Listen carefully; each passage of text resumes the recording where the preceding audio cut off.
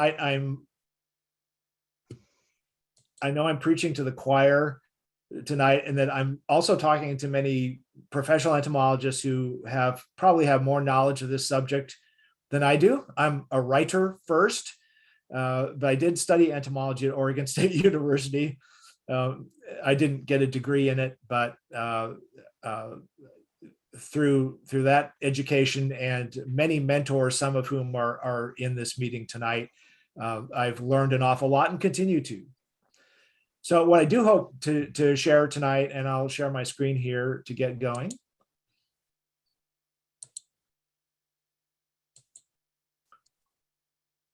is to give you all some ammunition so that you can use it when you have to defend wasps and other insects that most people love to hate. And so I'll talk about how the wasp book came to be, why it came to be, what exactly is a wasp, talk about why we should care, then talk about things you can do to help wasps if you're so inclined, everything from being a wasp watcher to even landscaping on behalf of wasps and bees and other pollinators and other insects in general here. This is the cover of the book. It's larger than the Insectpedia that I was just holding up, and so I have not been signing and shipping them as I've done with other books. So why write a book on wasps? Well, this is one reason why. Most people define wasps as the social wasps, the ones that we interact with all the time in a very negative fashion. So you have yellow jackets, bald-faced hornets, which are actually a larger than average type of yellow jacket that builds its nest above ground. And of course, we have the European hornet. Now we have the encroachment of the Asian giant hornet north of you, up on the Canadian border there. And paper wasps, these are all social wasps that we tend to have very negative interactions with, but that's how most people frame the word wasp. Some people might recognize mud daubers as wasps, but again, their opinions of mud daubers may not be that good, because sometimes their nests are considered unsightly, and they tend to plaster their mud nests, on the under the eaves of our homes and the sides of our barns and what have you. And so, they, depending on your appreciation of insect architecture, they may not be welcomed either. But this is why I wanted to do a book about wasps, to illustrate exactly how diverse they are. The overwhelming majority of wasps are not social, they're solitary. The overwhelming majority are very tiny, like under 5 millimeters, probably 3 millimeters or less. They can't sting you. The majority of wasps can't sting you. And of those that can, of course, only females can do so, because the sting is a modified egg-laying organ called the ovipositor. Wasps are incredibly ecologically important, especially in pest control. We'll talk about that in a minute. And they offer free pest control in your yard, garden, and on farms and in orchards, things like this. And here we have a number of examples of the very tiny wasps. Fairy flies are so tiny that it's said they could fly through the eye of a needle. And indeed, some species are barely larger than the largest one-celled protozoans. So we're talking really, really tiny. Some wasps we don't even recognize as wasps at all. Some of the wasps, some of the female wasps are wingless, and this is especially true of velvet ants. Many of you, I'm sure, are familiar with those because they're very diverse in desert habitats there. But even some Ichneumon wasps can be wingless. Some spider wasps I know are wingless, and there are other wasps related to velvet ants, like the trifotid in the top right there, that have wingless females as well. sometimes the wasp is not often seen, but its work is. And of course, when you talk about social wasps, their nests are often visible even if the wasps have abandoned them. But gall wasps are another example of this, where they create very visible growths on plants that are seen more often than the insects that create them. Gall wasps tend to be, again, one of the tiny wasps, 5 millimeters or less, usually much less. And the overwhelming diversity of them are on oak trees, from the leaves to the stems to the buds.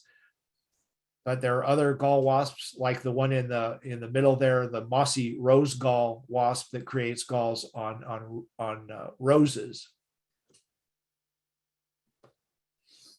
Well, why should we care? I mean, okay, wasps are really diverse. We've understood that much now.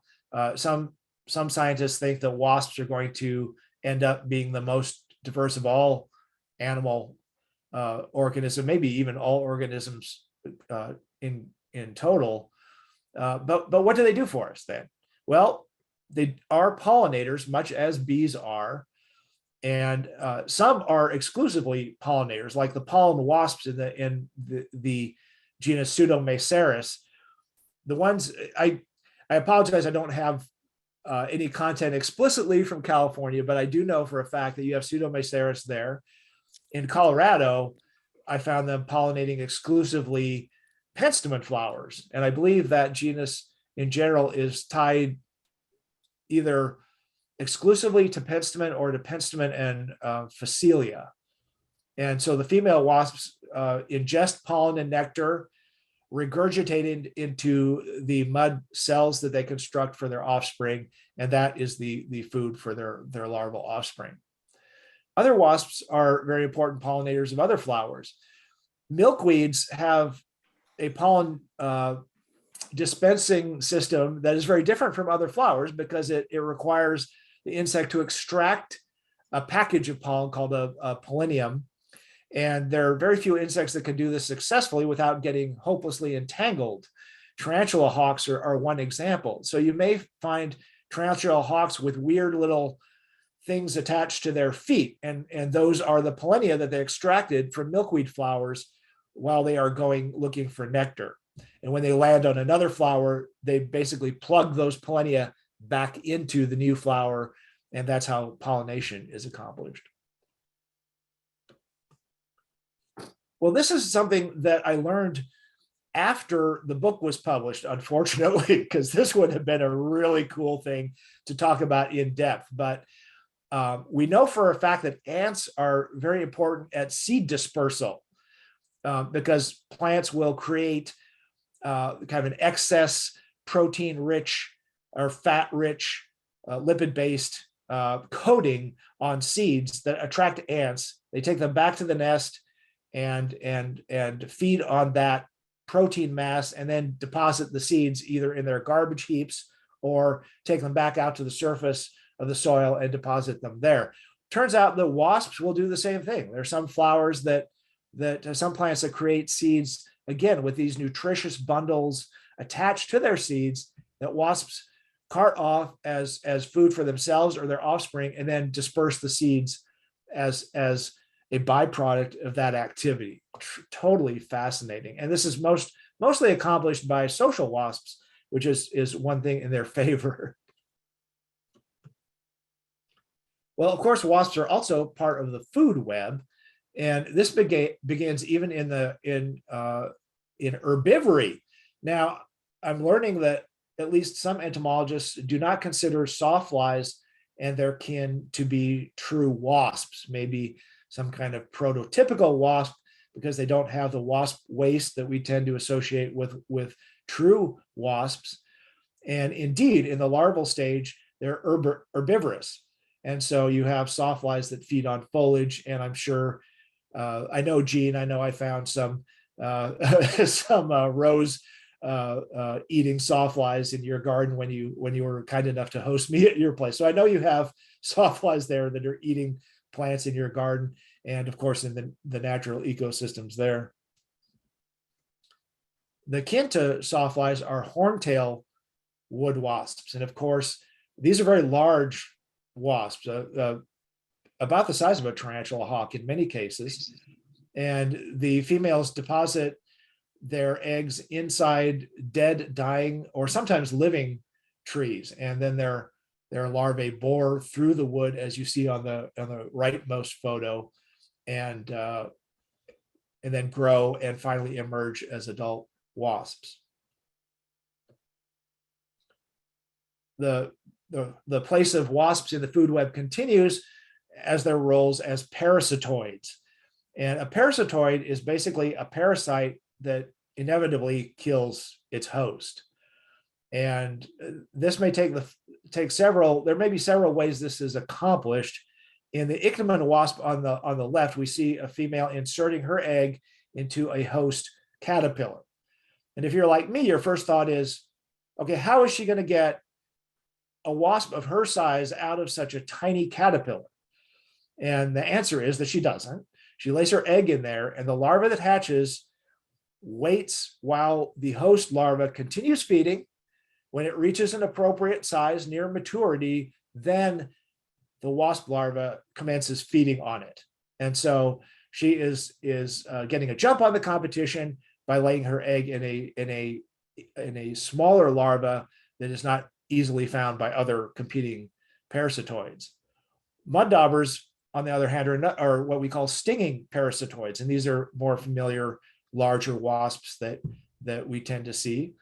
And they paralyze prey typically, and instead of leaving it in situ, they cart it off to a nest, either a burrow in the ground, a pre-existing cavity, or in the case of mud daubers, a freestanding mud nest that they make. Here are some other examples of wasps in the food web with prey. Thread-waisted wasps. The female digs a burrow before she goes hunting, finds a caterpillar, paralyzes it, carts it back to the nest, deposits it in the burrow, lays an egg, seals the burrow, and then starts the whole process over again. In the case of the tiny chalcid wasp here, she is laying multiple eggs in a single caterpillar. And so she will have her offspring, numerous offspring coming out of a mature caterpillar.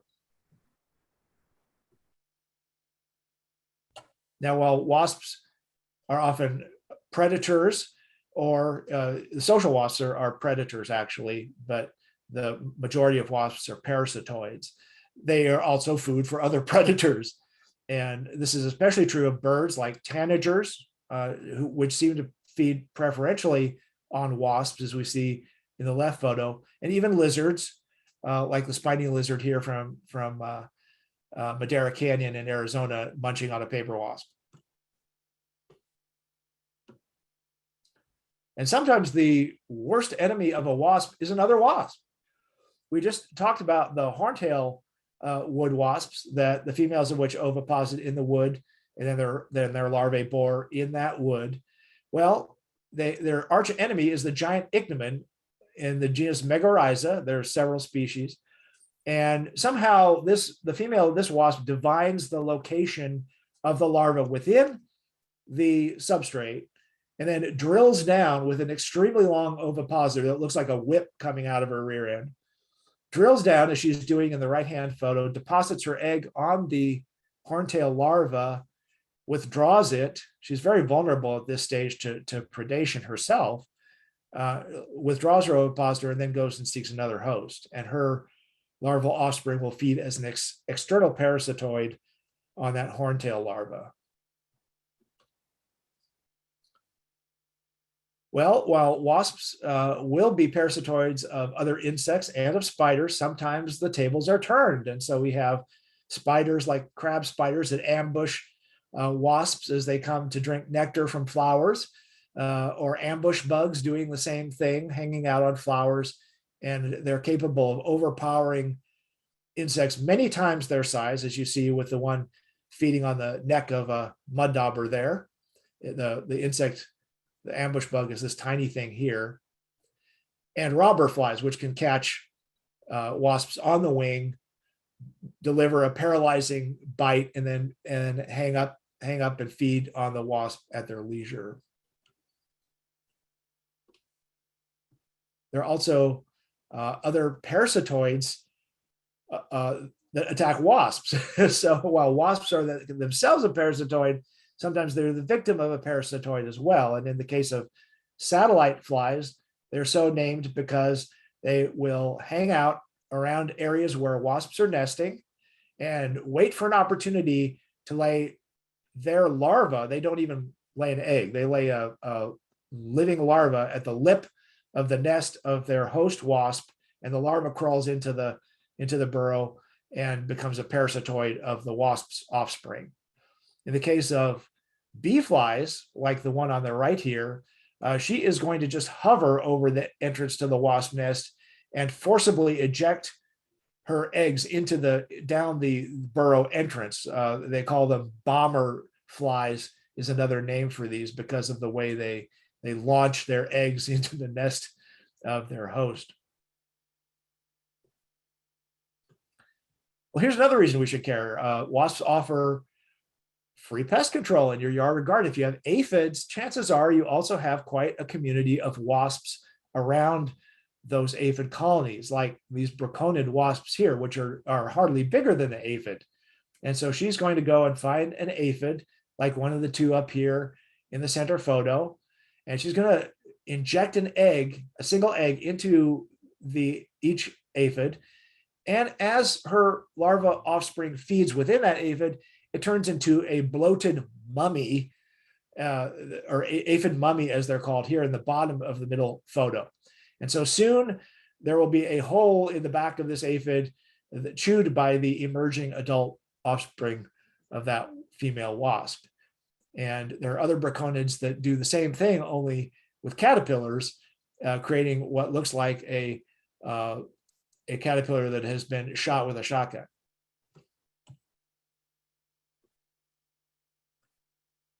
And if you go out into your yard or garden, chances are you will witness wasps being predators or parasitoids. Here we've got a European paper wasp dispatching I think it's a flesh fly that it's eating there, and she'll take the mussels and things that she's consuming from that fly and deliver it back to her nest mates, her larval nest mates back at the nest. Here we have a mason wasp that has extricated a leaf rolling caterpillar. The way they do that is just amazing. By the way, if you want an explanation later, I'll happily tell you about it. And then on the right, we have another wasp that has captured and paralyzed a true bug. So there's almost no insect or spider that it does not have at least one parasitoid wasp attacking it. Well, here's another great thing to like about wasps is that we benefit from discoveries we make about them. And so they can impact science and invention to quite a degree. The bee wolf wasp here is similar to one that exists in Europe, and that was the subject of research for naturalist Nico Tinbergen, and he shared the 1973 Nobel Prize with Konrad Lorenz and Carl von Frisch for their combined studies of animal behavior. But the bee wolf was Tinbergen's choice of subject, and ironically, it preys upon the honeybees that Carl von Frisch was studying. So that was interesting. But that was the foundation of the study of animal behavior, which we today call ethology. Now, whether or not paper wasps directly inspired the invention of paper is up for debate, but we do know that when there was a paper shortage, or I should say a shortage of materials traditionally used in paper making, such as linen, other kinds of plant fibers, a paper wasp nest did inspire a French naturalist whose name escapes me at the moment. I think it's Remer. And he said, well, hey, why don't we start using pulp from wood as a way to make paper? And so that has inspired the traditional paper making process we know today using wood fiber. Well, another reason to appreciate wasps is just sheer beauty. I mean, there are many wasps that are brilliantly metallic in color, or they're boldly marked with black and yellow or orange or red or white. The better, of course, to let you know they can sting. Really, truly beautiful insects. Now here, we're going to have a little bit of an interactive exercise. Now, one of the things about wasps is that because they can sting, or that because some of them can, other insects have co-evolved to look like them and even behave like them. And that, of course, that's called mimicry. And what I'm going to ask you to do is decide which of the pairs of insects I'm going to show you in each slide, which is a wasp, which is not, or are they both wasps, or are neither one of them wasps? And so I'm going to ask you to unmute for this exercise that I call wasp, not wasp. So here's your first choice. And this is an exercise you're welcome to steal, by the way, if you ever do your own presentations. And you can do it with all kinds of different insects, of course. There's other, is it a butterfly or a moth kind of thing? Or is it a bug or a beetle? Lots of ways you can take on this. I'm going to guess not. For which one? Oh, sorry. I think I thought you were saying the one on the left was a wasp, and the one we were guessing the one on the right. But I'm guessing that the one on the left is a wasp, and the one on the right is not. Okay. I agree. I second that. Yes. Yes. Yeah. I'm guessing it's a moth. Yeah. Right. Yes. It's a moth. You're right. You're right. Very good, guys. See, I knew I was preaching to people who knew this stuff. Yeah. Although I'll tell you, when I photographed this moth in Colorado, until it landed, it had me convinced it was a wasp, because it was flying like a wasp does. So it's sometimes, if you don't see the thing actually behaving, it's a little easier to tell the difference. Okay, let's try another one. The right is the wasp. No, Left is a lacewing relative. yeah, left is not the wasp. So cool. All right, you're 2 for 2. Yeah, I was so stoked to find this mantispid. I had never seen one before, and again, this is from Colorado, where I had been living up until recently, and lo and behold, where I found this one, there were several more. So I think they may be locally abundant, but they're, again, a very convincing wasp mimic in the way they posture and wiggle their antennae, much like a wasp. Okay, here we go. Our final one is a trio here, so that makes things maybe a little more difficult. The one on the left, The one on the right. middle are not wasps. The one on the right is the wasp. Sawfly on left. Right is the wasp. I was wondering if that was a fly as well, though. No, it has 2 wings. Oh, I think the right one's a wasp. The other two aren't. Right is wasp. The middle one is not a wasp. Is maybe a the middle fly. one is the wasp. No. It No. looks like a fly. They're all wasps. Yeah. Yeah, there's trick That's a questions. wasp. He told us. They're all told not us wasps. Oh my Wasp. That's a bee. Wow. No. Fine, or is it just Well, yeah, and depending on your definition of wasp, Right. then the sawfly may not be a wasp either in the truest sense. But yeah, the square-headed wasp, that's a head-on shot, and they have ridiculously enormous eyes for a wasp, Oh, and so that could definitely throw you, and you can't get a full impression of the fact that the antennae are a little bit longer than you would expect on a fly. The one that does throw you is the nomad bee, and that threw me as well, because some of the cuckoo bees are hairless basically, and they don't have pollen baskets, so they don't have a lot of the cues that we look for in deciding, okay, is it a bee or a wasp? So all told, I think you all did very well on that. Thank you for participating. Got everything wrong. Doing that.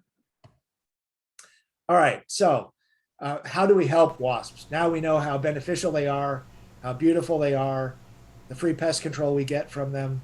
So how do we help them become more diverse, especially if there's an insect decline, as frankly, I believe there is from my own anecdotal experience. And the more we study this, the more we know that things are not well. Well, if you want to go to the most extreme, you could landscape for wasps, and that means planting native plants. And I'm sorry, I'm getting some feedback from somewhere, some background noise. Sorry. I'm hearing it too.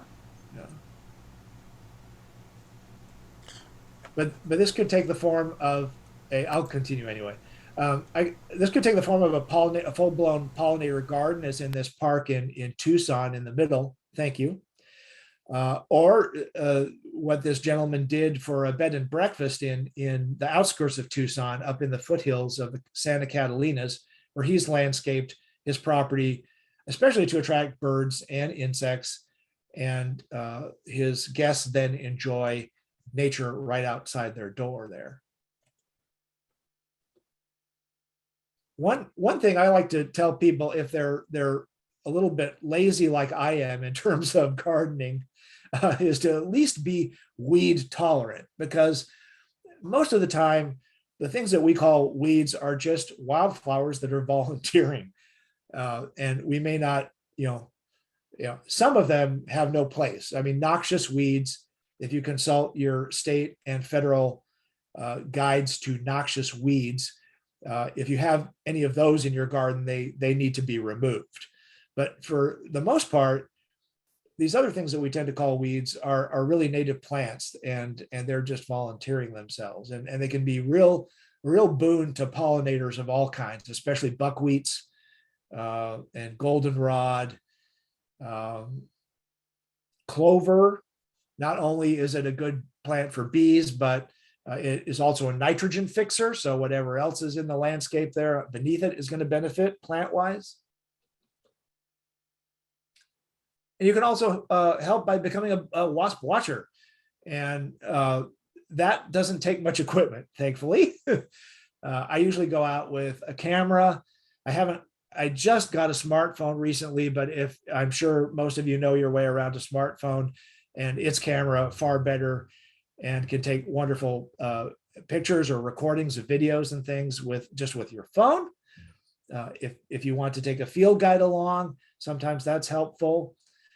A notebook to keep notes on where you were, when you were, the kinds of conditions you were looking at wasps in, temperature, that kind of thing. Magnifiers help if you want to get up close to some of those really tiny wasps. And if you want to keep a safer distance, you can use close focusing binoculars. Or if you really want to keep a safe distance, okay, I'm kidding. These are birders, but I just had to do it because, of course, everybody wants to keep a safe distance from a hornet's nest. Remember also that many wasps are nocturnal. And so if you blacklight for other insects like moths or beetles, you're also going to get some wasps there because they're looking for hosts that are most easily found at night. And so that covers a lot of your stingless parasitoid wasps like ichneumons, diapriids, platygasterids, braconids.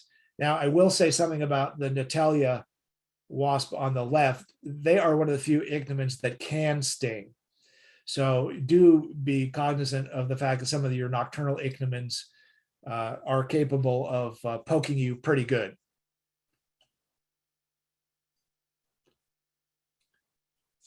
One of the things that you might observe while watching wasps is sleeping behavior. And that typically means that they will be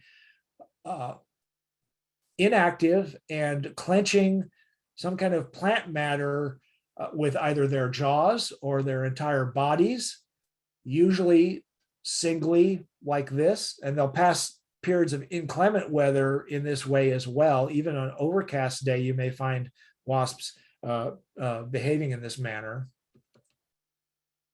Ammophila, you can find starting to gather about an hour or so before sunset, and they'll be looking for little weedy patches and competing for the best perching spots. And like we see here in the middle, several males trying to jockey for the same perching spot, but they don't mind hanging out in loose groups either. And so they'll pose at this bizarre kind of 45-degree angle, clenching the branch in their jaws and then propping themselves up with their legs, and they'll remain that way for the duration of the evening. Other wasps will gather in large groups. This is especially true for blue mud dauber. Some of the thynid wasps and the scoliid wasps do that as well. And it's typically only males that do this. There are some species of sand wasps that gather in balls with both sexes. Tarantula hawks sometimes group together very closely with both sexes, although males typically predominant. You don't want to reach your hand into one of them. Grooming is another behavior. I like to hang out at in sunny patches in the forest where there are large leaves that are exposed to the sun, because a lot of wasps and bees and other insects will land on those leaves to groom themselves and or bask at the same time. So they're either warming up or grooming or doing both. And it's one of the few times you can get pictures while they're relatively still. And yes, many wasps will bask in the morning hours or the late afternoon, and they'll adopt a posture where they're sprawled out with all their legs flared out, or they'll tip their body, as is the case of the spider wasp, to receive as much sun as possible on the greatest surface of their body. Wasps also drink. They need water like any other organism, especially wasps that have to make substances for nesting material. So your yellow jackets and paper wasps are going to need to build up their store of saliva to mix with wood pulp to make paper. And mason wasps are often going to not actually get mud, but they will carry water to a piece of dry land, soften that soil and scrape it up, and then go their merry way to use it for nesting. Of course, wasps are always on the lookout for sweet substances to nourish their flight muscles, keep up their energy and metabolism, and so they're going to be looking for flower nectar. The best flowers I've found to look for pollinators in general, but wasps in particular, are composite flowers, or flowers that have a flat top like an umbelliferous flower, or a raceme like mint, for example. Wasps like to see what's going on around them while they're feeding. They don't usually dive headlong into tubular flowers like some bees and butterflies do. But plants also have something called extrafloral nectaries. At least many plants do. Sunflowers are a good example of this. And so they'll be exuding carbohydrates out of places like the bracts around their flower, the leaf petiole, places of that nature, and those attract a myriad of bees and wasps as well. Here's more from sunflowers, also from yucca pods in the case of the far right there. If you have oozing plants that are oozing, they're injured, or they've got fermenting sap, that's going to draw a lot of wasps as well to feed on those plant sugars. And last but not least, aphid honeydew and honeydew from scale insects. This is particularly important resource for wasps in the late autumn and early spring, when there's not a lot of flowers for them to visit. Then they need alternative resources, and aphids and scales are at the top of the list for that. So I encourage people to embrace aphids, at least at those times of the year, at least tolerate them. And not only that, but there are wasps that are going to directly attack the aphids. Or in the case of this bizarre ichneumon wasp, it looks like she's attacking the aphids there on the two photos, middle and right. But what she's actually doing is laying an egg on the young larva of a syrphid fly. And the syrphid fly larva is what's eating those aphids. And so she's a parasitoid of the predatory syrphid fly larva.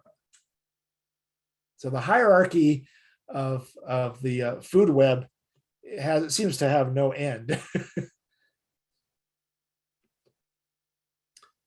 And galls also will exude substances. Sometimes they're very attractive to wasps. And this is especially true for smaller galls on oak trees in really arid habitats. They tend to be producing these exudates. One of the other wonderful things to witness about wasps is when they're nesting, and sand wasps are a burrowing wasp that we call kickers because they are actively kicking the soil with their front legs. They're directing the soil behind them, and they have these spines on their front legs called a tarsal rake, and they're literally raking the sand behind them, and they do this very efficiently. But there are other wasps that we call carriers because they will grab a bundle of soil particles, fly away with it, drop it, and then come back and repeat the process until they've excavated a burrow. And the benefit to this is that there is no pile of tumulus to indicate where her burrow is. So when she seals it up, there's no trace of it. And this is a way they can escape many of the other parasitoids and predators that would invade their nest otherwise.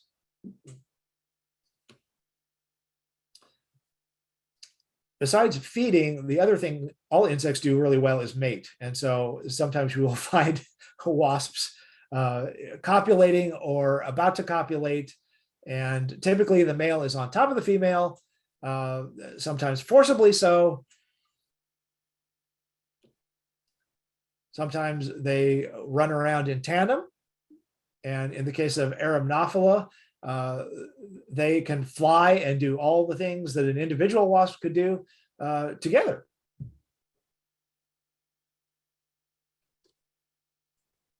And sometimes females are really assertive, and as we should all be, right?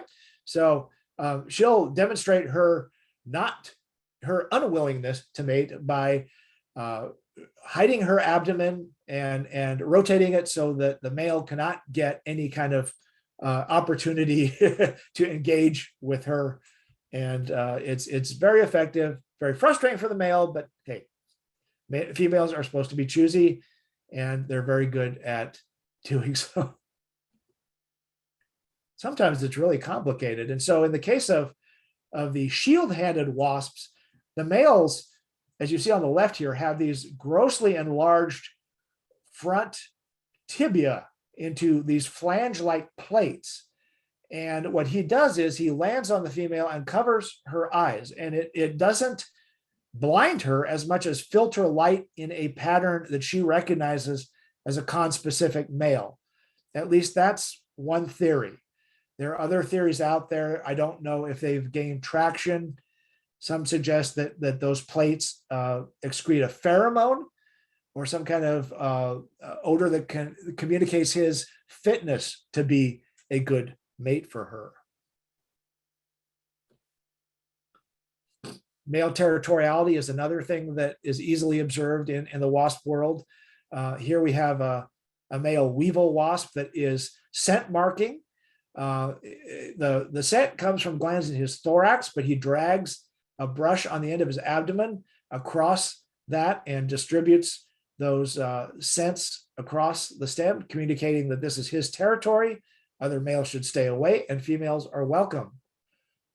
Other wasps stake out a territory from a perch and then fly out to chase females or to chase off rival males. And in the case of those, they often have these greatly enormous enlarged eyes. And they also must be some of the fastest flying insects I have ever seen. 1 second they're there, and the next they are off chasing something. Cicada killers are another example of territoriality. And so a lot of people, when they see a cicada killer and it's behaving aggressively, they think it's going to sting them. Not true. It's a male. He's chasing off all intruders while he waits for a female to either return to a nesting site that he has staked out. Often cicada killers nest in large numbers in a small area. And so it pays males to defend those areas so that they can get more mating opportunities. But in any event, the male wasp can't sting, but he is actively and aggressively driving away intruders. He just can't sting you. The females are too busy nesting and hunting cicadas to bother with people whatsoever. Well, another thing you can do besides planting natives and being weed tolerant is to build housing. And we know that these are really popular for bees, but many wasps will use these cavities as well. And here we got, for example, a female wasp peering out from inside a reed that is part of a trap nesting bundle there. But just simply drilling holes of various diameters into a block of wood, putting a roof on it and hanging it up facing either east or south at a height of about 3 feet or more will get you action. Here we hung ours up in Colorado, and we had a pretty urbanized backyard, by the way, a very tiny urbanized backyard, about like 10 by 12, I swear. And we got 2 kinds of mason wasps here that were using the block. Other kinds of wasps that will use this include grass carriers. And the other weird thing about these guys is, or these girls, I should say, since it's the females that nest, is that they're taken to nesting in the tracks of sliding glass windows and doors. And so people that have had their windows and doors shut all winter long will open them up in the spring and go, okay, how come there's a pile of grass and what look like dead crickets and wormy things in there? And it's the larva and the host of these grass carrier wasps. And so you can recognize the normal nests of these things by the way they plug the nest when they're finished with these bundles of pieces of grass, which they actively cut, by the way. They don't pick up little pieces of dead grass, they actively cut them. And at your bee block, you will also get parasitoids of the things that are nesting in there. And so you've got things like leucospirids that will drill right into the block itself to reach the interior cells where the other wasps and bees are nesting. Same deal with gastrobtias. They usually will perforate the mud seal of the final closure that a host has put on her nest. We did get bees using the bee block as well. Here we've got a leafcutter bee, but look at this thing. Look at these guys. These are sapigid wasps, and they're waiting to see how long it takes, how long she's away from her nest. And so when they determine what kind of a time window they have, they rush in and lay their eggs in that vacant nest. Cuckoo wasps do the same thing. They tend to hang out around places where other wasps are nesting, and then they lay their eggs when the host is away. Well, when you are wasp watching, we like it if you make your observations public through some of these portals. iNaturalist is what I tend to using now. It seems to be a platform of choice for bio blitzes and things of that nature as well. You're benefiting the scientific community by using any of these platforms. There are probably others that I'm not aware of, and feel free to chime in and let me know what they are. But your chances of finding something very exciting are pretty great. I've found new county records of things, new state records of things. I've helped find species new to science. That were some things that were known to science but don't have a name yet. And I'm basically a casual citizen scientist like a lot of other people. So your observations can be extremely impactful. And lastly, if you like wasps and or me, this is my Amazon moment. You might also like my new book, Insectpedia, the one that I did with Gregory S. Paulson, a revised edition of Insects Did It First, or the Kaufman Field Guide to Insects of North America. And I'm going to give you a discount code here in a minute for both Insectpedia and Wasps if you order it from the publisher. I also wrote a common guide to bees and wasps of Ohio for their field guide series. It's available free as a hard copy, but it's also online as a PDF from the Ohio Department of Natural Resources Division of Wildlife. So you can just put in Ohio Department of Natural Resources Field Guide, and there are several others in that series that are also excellent, by the way. And with that, I would like to thank all of you. Kim, thank you for extending the invitation, thinking of me. Blaine, thanks for agreeing. My wife for putting up with me while I do this, while she's watching a hockey game, I think. I want to thank Unipress Books, because that's where the Wasp book started, actually, was Unipress Books Limited in the UK. Kate Shanahan was my project coordinator there. Princeton University Press for taking the book. And there's your discount code, ERE30, if you go to Princeton University Press to order that or Insectpedia. And all my mentors, past, present, and future, I really appreciate everything I've learned from you and continue to learn from you. And thank you for attending. You could have been at the NRA convention or something. I'll leave you with my contact information in the next slide here.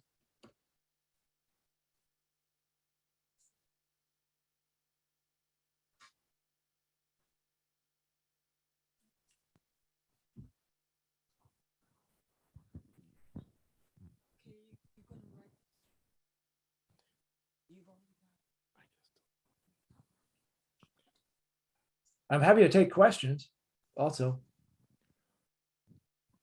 Thank you, Dr. Eaton. I have a question, if you don't mind.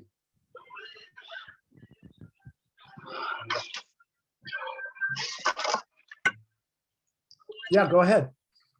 Oh, thank you. Well, first of all, thank you for your wonderful talk. I was just curious about the fact of the overwhelming diversity of wasps. I also loved wasps, and you know, can you tell something about the major drivers of the wasp diversity? Just to my understanding, it's a kind of difficult. It's not uniform, probably among all groups. So as far as I know, ichneumonids and braconids are more like toward the north. And then I'm just curious about where can we find the most wasp diversity, and what would you think will be the major drivers of that? Ah, okay. So you're talking geographically?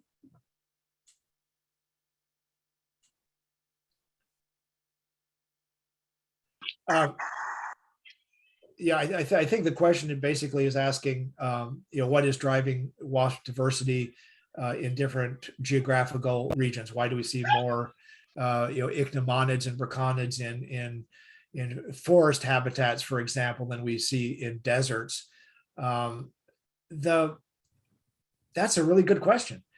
I would say that forested areas have a lot more caterpillar hosts for them to attack, and that seems to be what most ichneumonids and braconids are after, are Lepidoptera larvae.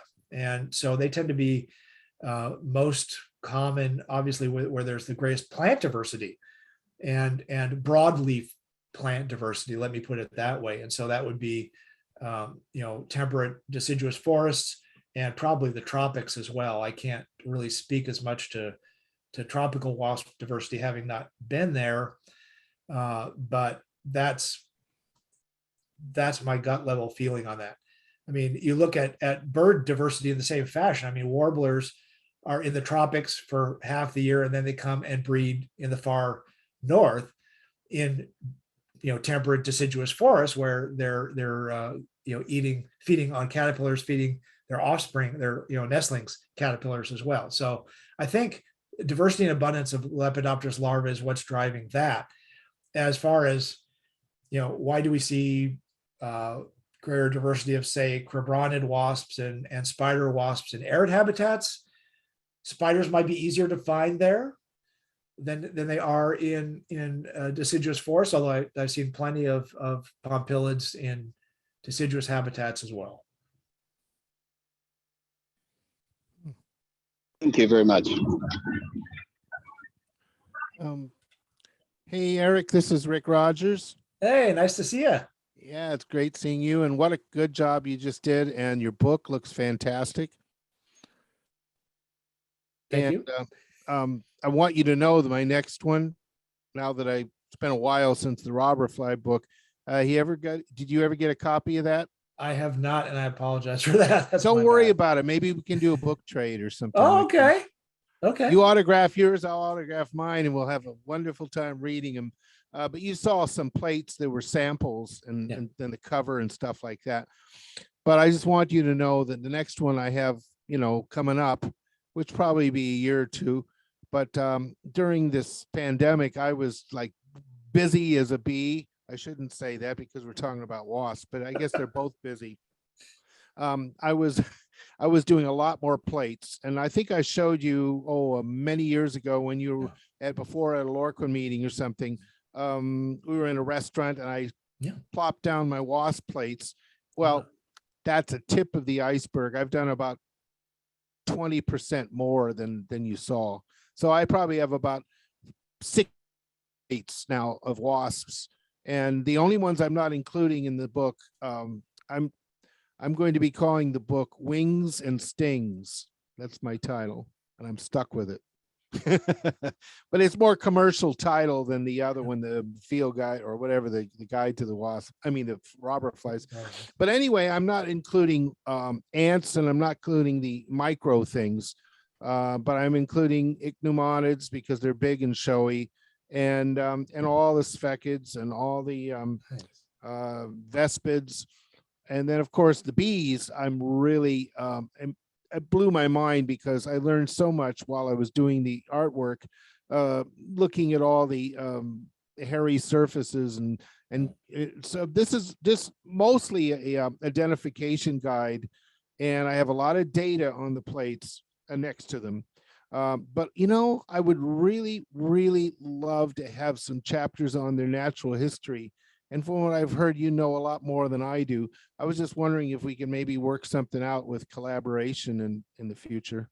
Yeah, I wouldn't be opposed to that. Yeah. Oh, I would love that. Yeah. Because if you just mentioned some of these things you've been on this show, oh man, it would be wonderful to have a few pages, just whatever you feel like doing. I should also plug something else, by the way. Naturally, this happened after my book was published, but there was a kind of an impromptu wasp identification course that was done virtually. It was a global thing. It was run by folks out of Penn State University, if I recall. And they're going to redo that in January. And I will furnish Kim and Blaine with that announcement. It's a website anyway. And it cost me like $99 or something. I mean, it was ridiculously inexpensive. I don't know if that'll be the case this next time or not, but it covered basically all the families. And while we were doing this course, 2 new families of wasps were described. And again, these are the tiny ones, but it's a great group of people. And I learned so much that I didn't know when I wrote this book. But that's the nature of science. I mean, it's changing at a very rapid pace now.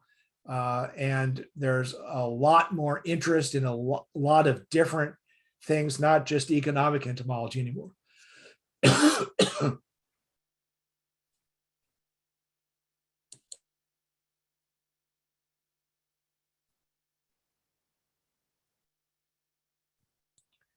Anyone else?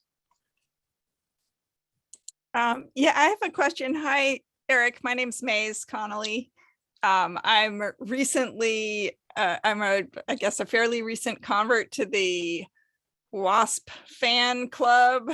I have been taking a lot of pictures of wasps with my phone in Los Angeles, and also one of the advantages I feel like the phone has over my camera is the ability to take these really like high frame rate slow-mo videos, which has enabled me to see some incredible wasp behavior. If you video something at like 240 frames a second, it slows wasps down to almost like human speed, so you can actually watch what they're doing. Anyway, I really love your pictures. I love seeing all this, and I would love to share any, since you said you were new to having a smartphone, I'd love to share any like tips and tricks that I have with you if you're interested. Oh, that's wonderful. Yeah. Yeah, I just learned the other day there's the macro setting on it. This is how I got dragged kicking and screaming into a smartphone when TrackPhone failed to let me renew my my minutes on it, because it said, well, we don't support 3G anymore. So I use a clip-on, I use a really inexpensive clip-on macro lens that I add in addition to my phone's lens. okay, yeah. It's great for the super tiny wasps. Oh, I'll bet. Oh man. Yeah, I at least would want to find out where I can see your videos, because I think that would be amazing. And I know you're on INAT. I'm pretty sure I follow you, although I don't follow anybody as closely as I should over there. But I remember one of the bug chats, you were talking about the snails and slugs, as I recall, because that was what was coming up next for you. So. Yeah, I don't have those videos posted anywhere, but I'd be happy to show them to you. Okay. In fact, that was kind of one of my other questions. I have like probably every time I ask you a question, we'll have like 10 more. So I won't dominate the conversation here, but yeah, that was another question, is what's a good forum to share those videos in? Well, even I have a YouTube channel, believe it or not.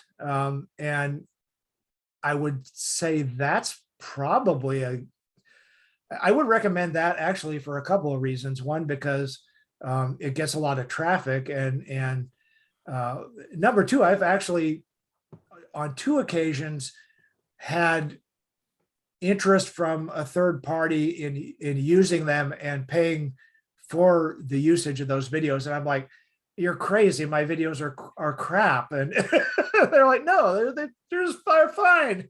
So, I can only imagine what kind of interest there would be, both in terms of viewership and potentially for use by television or media or museums or whatever. So I would encourage people, if they're taking videos, consider getting yourself a YouTube channel and then announcing that on social media somewhere so that people can start following you. I've found a lot of people that way. Great. Thank you. I loved the presentation and the book. Thank you. Thank you.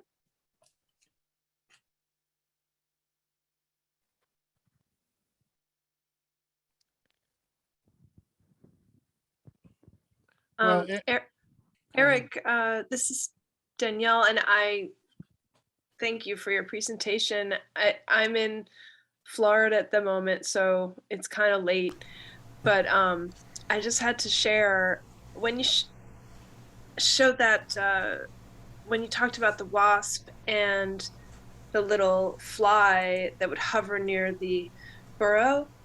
And it's amazing. I just saw that today. I was walking past at Disney World, and there's like a little white sand beach along the lake, and there were dozens of these very big wasps flying low to the sand, and you could see the burrows. And then I saw this one fly hovering like a couple inches away from the entrance to this wasp. This wasp was going in and out of the burrow, and I'm like, what is this little fly doing there? And thank you for telling me that it's just waiting to lay eggs at the entrance, or perhaps even just shoot them in. That's so cool.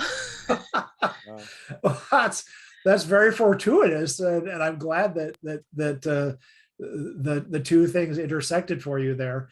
Well, whenever I would appreciate that information, even in a vacuum. So thanks. You're very welcome. Thanks for sharing that experience. I live for stories like that, Danielle. Thank you.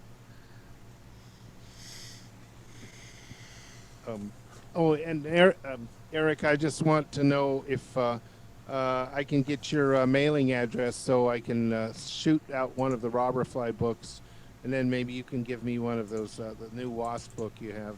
I'd really like to do that. Sure. Yeah. Just email me. Okay.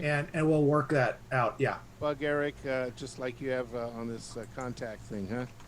Yes, sir. Great.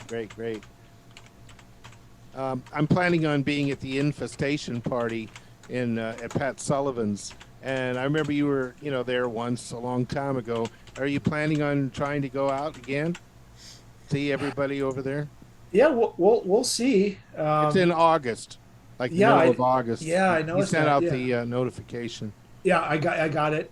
Cool. I need to talk to my wife about that. Well, it's a fun time. Oh Because, yeah. He has all kinds of luxury there. It's like you can get black light around the night, and you can sleep as late. Or of course, I don't sleep there because even though I'm blacklighting late, I can't sleep when I know something's buzzing around outside. So it's just like I get pretty jet laggy or laggy, and the next day I'm not good for anything. But at least I got a lot more specimens and record what's going on.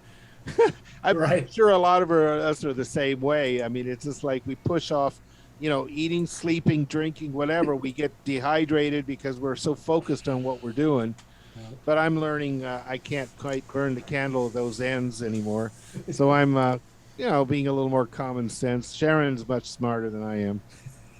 Anyway, looking forward to seeing you sometime. Likewise.